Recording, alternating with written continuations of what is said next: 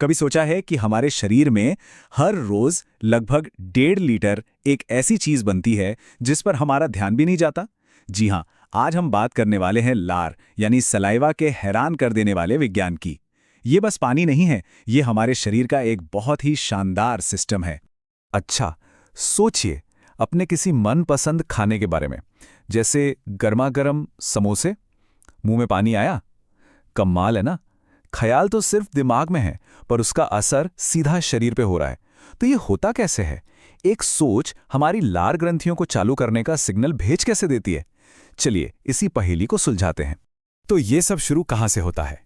देखिए, हमारे शरीर में लार बनाने के लिए असल में दो मेन रास्ते हैं। एक तो वो है जिसके साथ हम पैदा हुए हैं, और दूसरा वो है जो हम जिंदगी के अनुभवों से सीखते हैं। इसे ऐसे समझिए, बाईं तरफ है अनकंडीशन्ड रिफ्लेक्स। ये एकदम नेचुरल है, इनबिल्ट। जैसे ही मुंह में खाना जाता है, लार अपने आप बनने लगती है, इसमें सोचना नहीं पड़ता। लेकिन दाईं ओर जो है कंडीशन्ड रिफ्लेक्स, वो ज्यादा मजेदार है। ये हमने सीखा है। सालों से हमारे दिमाग ने खाने की खुशबू, उसकी शक्ल, यहां तक कि उसके ख्याल को भी लार बनाने की सिग्नल से जोड़ लिया है। तो ठीक है, ये रिफ्लेक्स तो हैं, पर इन्हें चला कौन रहा है? इसका जवाब है हमारे शरीर का ऑटो पायलट सिस्टम, जिसे कहते हैं ऑटोनॉमिक नर्वस सिस्टम या शॉर्ट में एएनएस। ये हमारे शरीर का वो कमांड सेंटर है जो अपने आप काम करता है। और सबसे खास बात यह है कि लार का बनना लगभग पूरी तरह से इसी एएनएस के हाथ में है। मतलब पाचन के दूसरे हिस्सों की तरह यहां ज्यादातर हार्मोन्स का खेल नहीं है। ये सब नर्व सिग्नल्स यानी हमारे शरीर के अपने इलेक्ट्रिकल वायरिंग से कंट्रोल होता है। अब इस ऑटो पायलट सिस्टम के भी दो मोड हैं जो एक दूसरे से बिल्कुल उल्टा काम करते हैं। एक है पैरासिम्पैथेटिक सिस्टम, जो ज्यादातर समय लार को कंट्रोल करता है, और दूसरा है सिंपैथेटिक सिस्टम, जो तब एक्टिव होता है जब हम तनाव या डर में होते हैं, जिसे लड़ो या भागो वाली सिचुएशन भी कहते हैं। जब हम रिलैक्स होते हैं, खाने का मजा लेने के लिए तैयार, तब पैरासिम्पैथेटिक सिस्टम काम पर लग जाता है। इसे एक पूरी तरह खुले हुए नल की तरह सोचिए। ये सिस्टम ढेर सारी पतली पानी जैसी लार बनाता है, जिसमें वो सारे जरूरी एंजाइम्स होते हैं जो खाना पचाने के लिए चाहिए।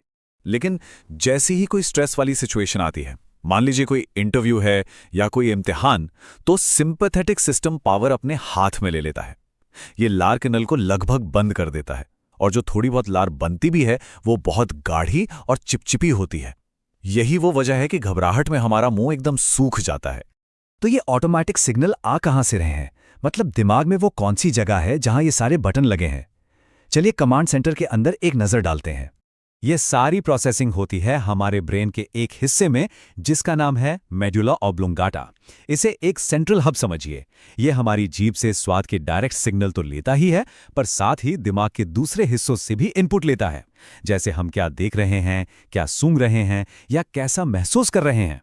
फिर ये सारी जानकारी को मिलाकर हमारी लार ग्रंथियों को ऑर्डर भेजता है।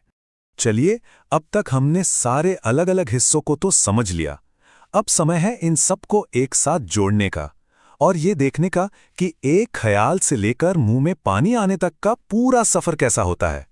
ये है पूरी प्रक्रिया, बस 5 आसान स्टेप्स में।